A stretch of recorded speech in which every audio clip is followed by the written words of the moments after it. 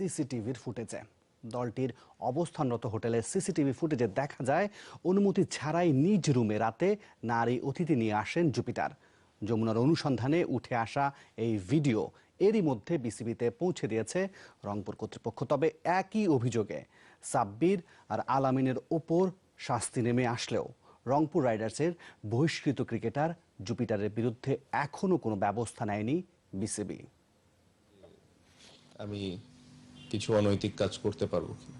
আকসু বা বিসিবিকে আগে না জানিয়ে তাকে দেওয়া অনৈতিক প্রস্তাবের অভিযোগ ২৬ নভেম্বর গণমাধ্যমের কাছে জানায় রংপুর রাইডার্সের বহিষ্কৃত ক্রিকেটার জুপিটার ঘোষ। এরপর দলের ম্যানেজার সানোয়ার হোসেন ও জুপিটার ঘোষকে বিপিএল এর সব ধরনের কার্যক্রম থেকে দূরে থাকার নির্দেশ দেয় বিসিবি। অথচ এর অনেক আগেই ১০ নভেম্বর চিঠিতে বিসিবিকে আনুষ্ঠানিকভাবে জুপিটারের শৃঙ্খলা ভঙ্গের অভিযোগ জানায় রংপুর, যেখানে দেরিতে রুমে ফেরার পাশাপাশি ২ নম্বর পয়েন্টে স্পষ্ট উল্লেখ করা হয় ম্যানেজারের অবগতি ছাড়া রুম হোটেলে নারী অতিথি নিয়ে আসা, যা শুরু থেকেই অস্বীকার করেন জুপিটার। কিন্তু যমুনার অনুসন্ধানে বেরিয়ে আসে ১ নভেম্বর রাতে দলের পার্টি শেষে দেরিতে রুমে ফেরেন এই ক্রিকেটার। ফলে পরদিন অনুশীলনেও যোগ দেন দেরিতে। আর ওই দিন অর্থাৎ ২ নভেম্বর রাত ১২:৫৬ টিম হোটেলের লবিতে থাকা সিসিটিভি ক্যামেরায় ধরা পড়ে নারী অতিথি সহ জুপিটারের এই ফুটেজ। দেখা যায় নিজের ১০৭০ নম্বর রুমের সামনে মিনিট দুয়েক অপেক্ষার পর ওই অতিথিকে নিয়ে ভেতরে ঢোকেন জুপিটার। ৪০ মিনিট পর রাত ১টা ৩৬ ওই অতিথিকে নিয়ে বেরিয়ে আসতে দেখা যায় তাকে।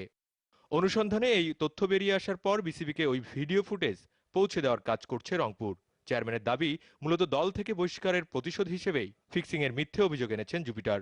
এটা সত্য উদ্ঘাটিত হবে এবং আমরা অলরেডি চেষ্টা করছি যে আমাদের সাপোর্টিং যে হোটেলের ভিডিও ফুটেজ এবং অন্যান্য ডকুমেন্টস সবকিছু আমরা দিব। এদিকে শৃঙ্খলা ভঙ্গের সুনির্দিষ্ট অভিযোগের ভিত্তিতে আলামিন আর সাব্বির রহমানকে শাস্তি দেওয়া হলেও জুপিটারের বিরুদ্ধে এখনো কোনো ব্যবস্থা নেয়নি গভর্নিং কাউন্সিল।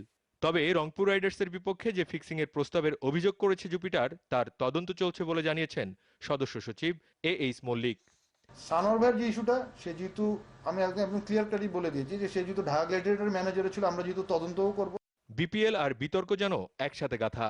তবে এবার শৃঙ্খলা ইস্যুতে জিরো টলারেন্স ঘোষণা দেয় বিসিবি। ব্যাপারটি কিভাবে সামলাবে তাই দেখার। সালাউদ্দিন সুমন, যমুনা স্পোর্টস।